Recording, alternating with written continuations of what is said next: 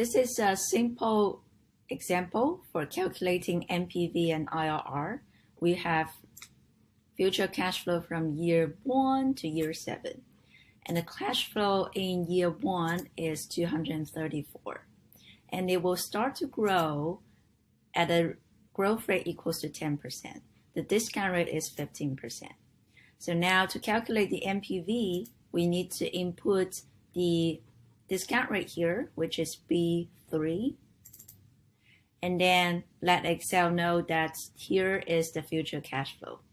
And also we need to add the initial cash flow to the equation, since the net present value function is actually giving you the present value of the future cash flow.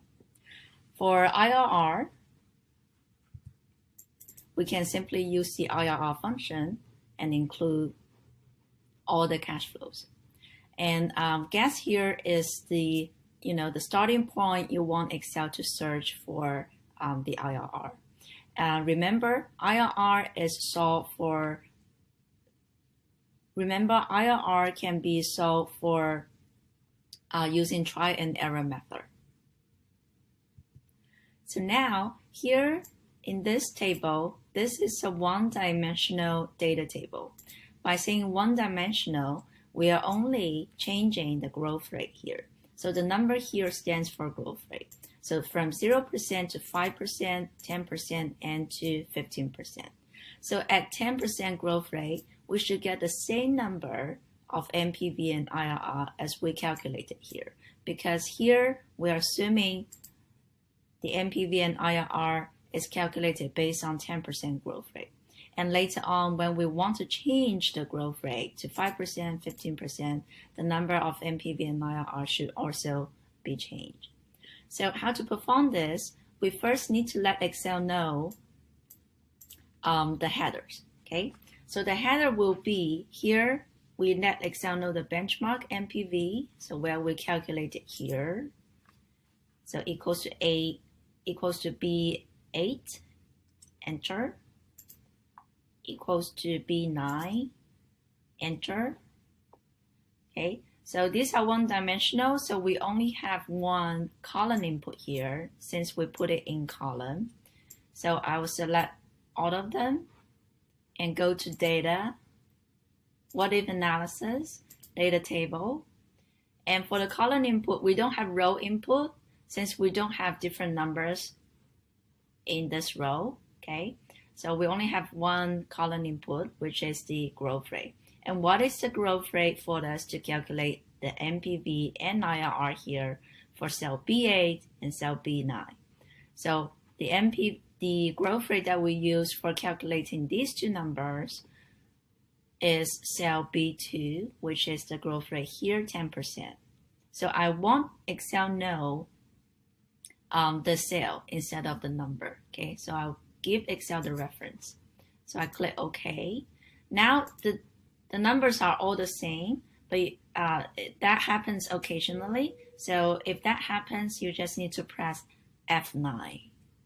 Okay, so and then you're gonna see that at 10%, the NPV equals to 101. That equals to the NPV here, and IRR is 17%. That means that our calculation is correct. And these other numbers are also reliable. Okay, so 5% NPV, 5% growth rate, you're gonna see a lower negative NPV, which means that this project will be no longer profitable. And IRR, therefore, will be lower according to, so IRR here will be lower since the growth rate will be lower. So then let's perform two-dimensional data table.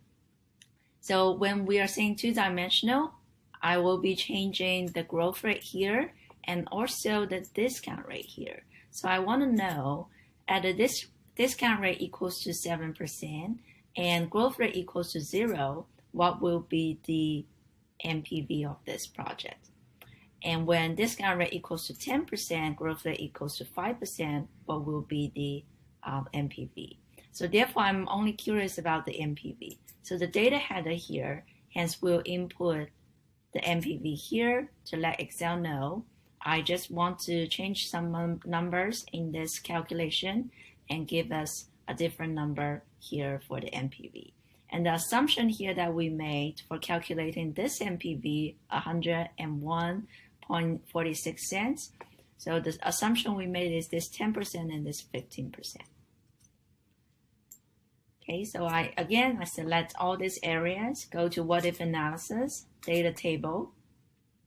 The row input, therefore, should be the discount rate because we're changing the discount rate here in one row. So for the row input, I'll use discount rate. For the column input, still the same, it's a growth rate. Click OK. And then I press F9. And hence we have performed the sensitivity analysis here. So we're changing the discount rate and also the growth rate here.